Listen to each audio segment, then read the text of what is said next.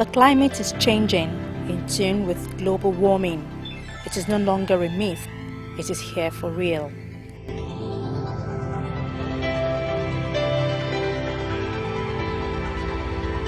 We have two major trade winds that control our season in this country. Northeasterly wind that controls the harmattan and the dry season, which we are witnessing. And then we have southwesterly wind that controls the summer or rainy season. Those are the two major seasons we witness in this country. The tenor for the northeasterly wind is expiring. Southwesterly wind is telling northeasterly wind, it is your time to pack off. It's like in the political era. Nobody enjoys a power and wants to relinquish that power so easily. And when a thing like that, it involves some torture. The torture that involves is what we witnessed on Monday, if I'm to say it in a plain language. Southwesterly wind is trying to take over. And that is what I refer to as transition period. The transition period commenced in Lagos on the 13th of February 2012 with a powerful flash storm that devastated parts of Lagos within a matter of minutes as workers, traders, and school pupils hit the roads for the day's activities. Surprisingly, there was a violent storm, the storm that wreaked havoc. Many trees literally bowed due to the intensity of the wind, while many others that could not withstand it fell, compounding the traffic situation caused by the falling masts and billboards. Houses lost their roofs and many lives were lost.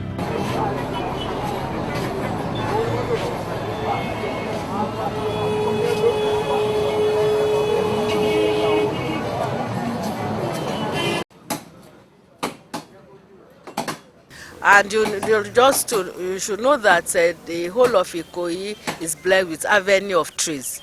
And we have actually enumerated and we have a compendium of all the trees. But what we are going to do after this is that we are going to reassess the lifespan of these trees. The ones that we need to pull down, we pull down and plant new ones. That's the message that we have gotten today.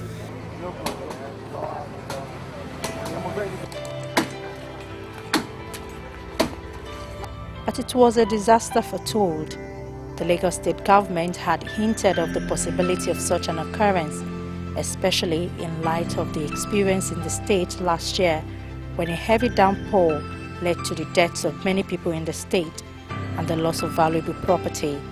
The state government in December last year told Lagosians to brace up for weather-related challenges due perhaps to climate change. Warning sign. It's a warning sign, and it's not going to come all in this form. Last year we didn't have this kind of challenges.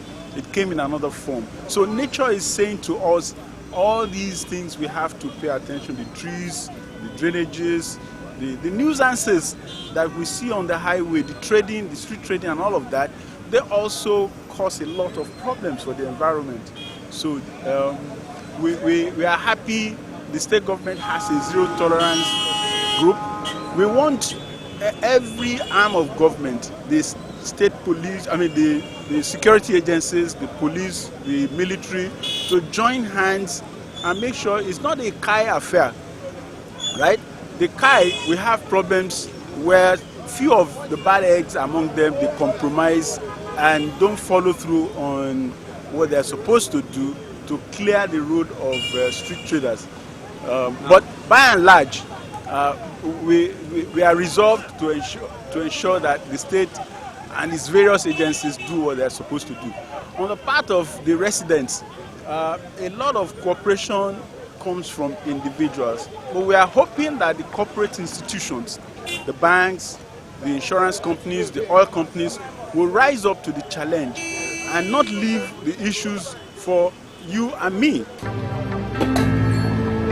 Several local government and local council development areas, which include Ikoyi, Obalende, Etiosa, Isolo, Ejigbo, Lagos Island, Surulere, Yaba and Ojo, were hit by the unexpected rainstorm.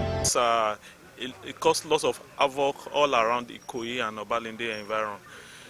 We were rightly informed of a disaster that happened at Obalende by the ramp, where a gantry fell on a car and it crushes the car, and mast that fell that killed a teacher on Obalende Road. We really sympathize with the families and the folks of the man that lost his life in the disaster. While we are on top of the situation with the Ministry of Environment. But right now we are moving to another stage in carrying out simulation exercises among all the primary stakeholders and secondary stakeholders in conjunction with our incident commanders. Definitely there is natural disaster, but what about the impact? The impact in Lagos State has been greatly reduced because we put a lot of things in place, because we realize this disaster risk reduction is very, very paramount in managing emergency. Okay.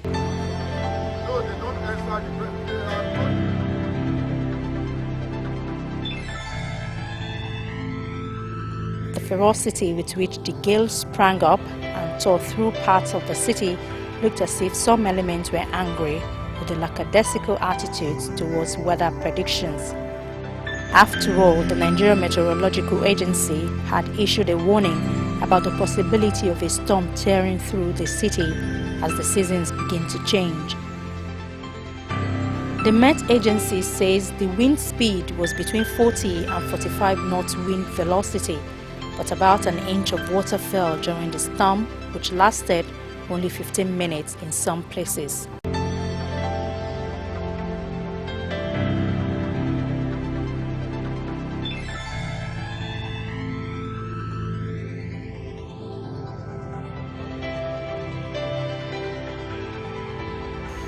Actually, the rain came. Some might say it's a surprise, but it's not a surprise to us because we have the equipment, the gadgets that captured and show us, and we track the movement. But where the surprises came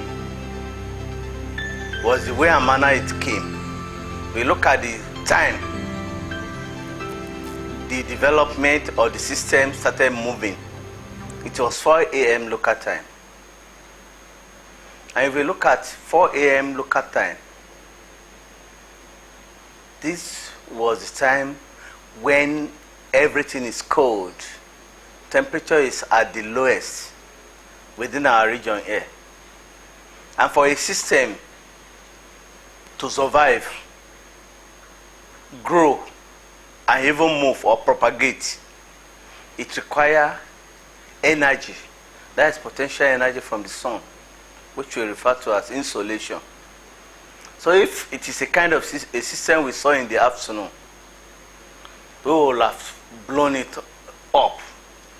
That so areas should prepare for a thing like this.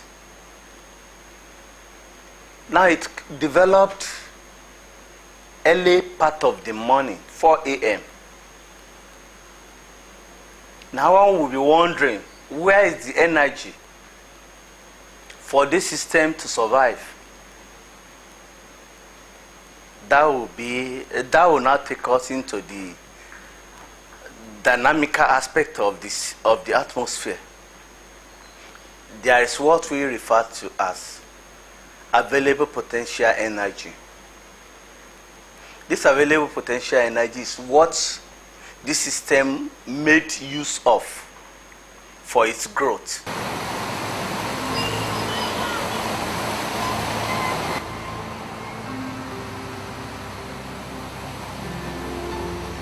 Though not on a massive scale, some areas prone to floods were flooded.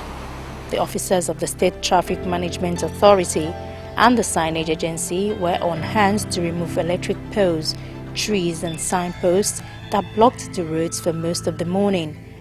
And the Lagos State Emergency Management Agency also declared open the Agbowa Relief Camp in Ikorodu, a suburb of Lagos, for all willing internally displaced persons to seek refuge.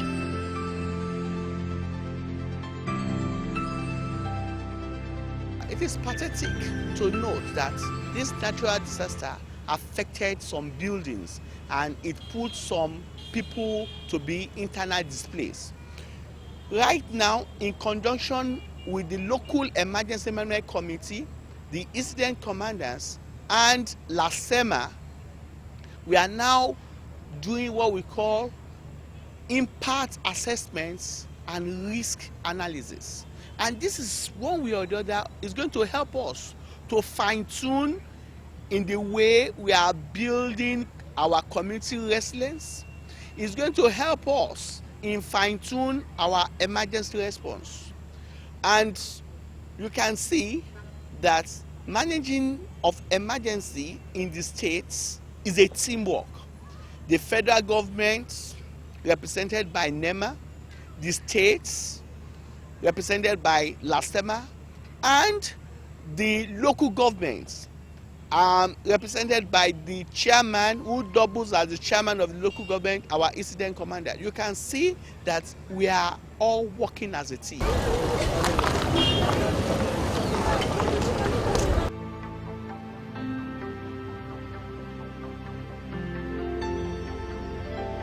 But many of those affected will not abandon their homes.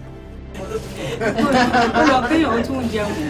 Nobaju family in Ijboluku development area are managing a small shop in their building. The family is one of several who stay in the government low-cost housing estate in the area. The roof of their home is blown off and they are hoping help will come soon. I've called carpenter, me and the other people, we call carpenter that, oh, maybe it's what we can quickly, at least to cover it. Then we called 3 carpenters to have the quotation. They said 1.4, and I don't have 1.4. So we have to wait for them.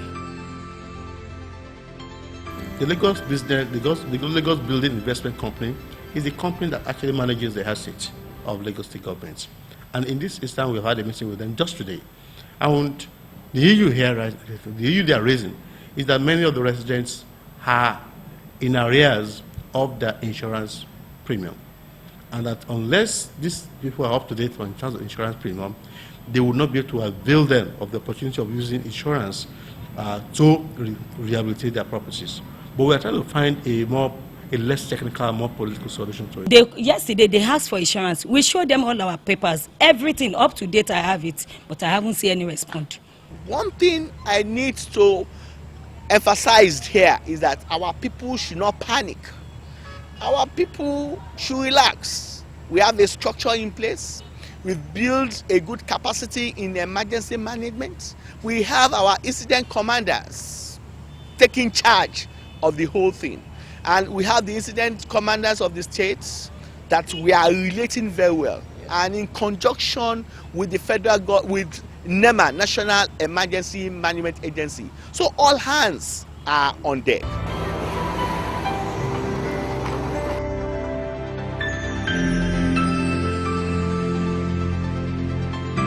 We are caring about the government for them to come and see these things by themselves.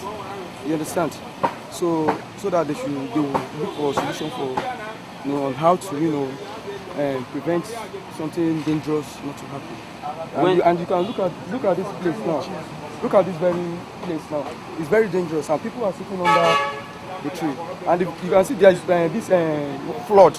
It's caused by flood. You understand? So we are trying to the government that they should come and help us, because it's very dangerous with the help of people that are living around here. So, desilting of drainages, and we are still going to continue on that desilting exercise.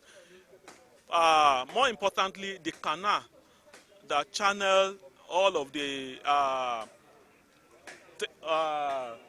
these little drainages to Cowrie Creek, so are going to be desilted in the course of this month, such that whenever the rainfall or the flood from drainages around discharge into the canal, so the canal will be free to discharge into the lagoon. The state government has started the maintenance and the dredging of primary, secondary, and tertiary The state government has started the maintenance and the dredging of primary, secondary and tertiary channels and drainage in many areas of the state.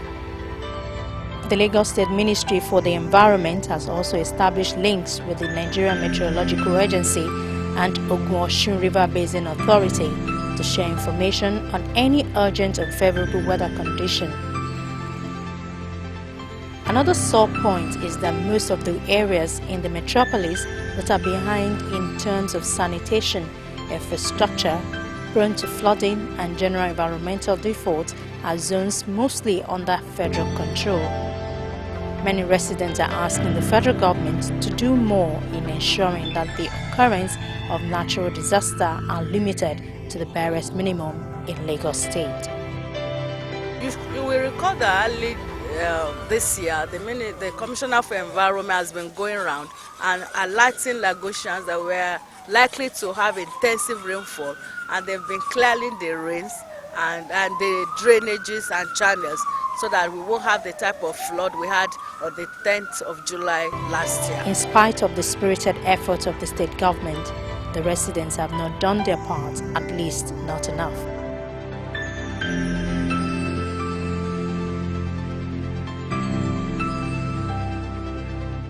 We just found that, especially in Ikoyi, Obalende, that we have a lot of environmental nuisances, illegal traders,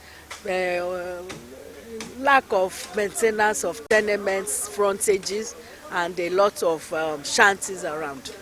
So I normally know when we felt that we have to do it with the local government. That was why we scheduled the meeting. Also because we know that the issue of climate change is staring us in the face. All of us have to prepare. The tenements have to know that they have a part to play. In fact, today I was disappointed. Most of the residents were just looking at us. No, they couldn't even do anything to help us, like even taking the fallen trees away. So I think we have to change our attitude to our environment. That is the message.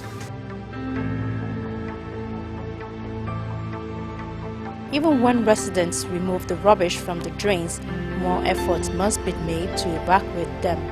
Residents hardly participate in the monthly environmental sanitation exercises. Traders must also participate more in the weekly compulsory sanitation exercises to keep their markets clean. Those who do comply often leave heaps of silt lifted from the drains on the roadside, only for the rains to wash them back. Yet, it is the same residents, especially the poorer class, that suffer most when the rains come calling. In the coming rainy season, we look at last year. We zero our mind back to what happened last year. By this time of last year, the European countries are already experiencing ice glazing, snow disturbing their activities, which is already happening as we are talking now this year. And by the time all this icing melted, they flow into the ocean. And the moment they flew into the ocean, they might overflow the brink of the ocean, which might result into flooding. So definitely what we witnessed last year is not far from what we might be expecting this year. We are ready to tackle the situation whenever it comes, and even before it comes.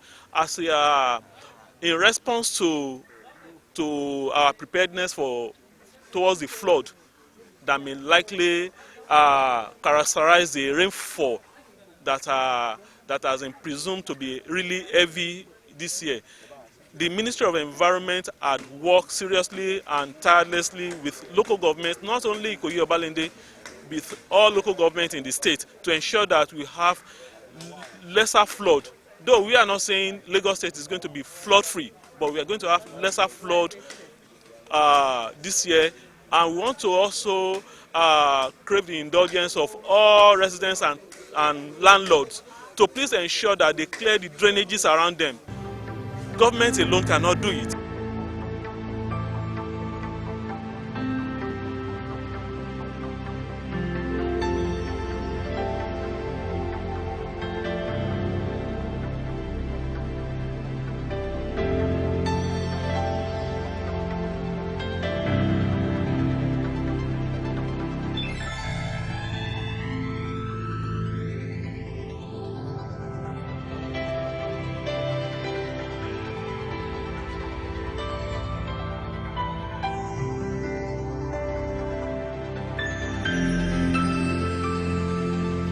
In these times of natural disasters all over the world and the changing weather patterns due to global warming, many are warning that there is a need to rearrange priorities. They are also warning that there is a need to watch out for strange patterns of the weather conditions and gear up for stranger occurrences.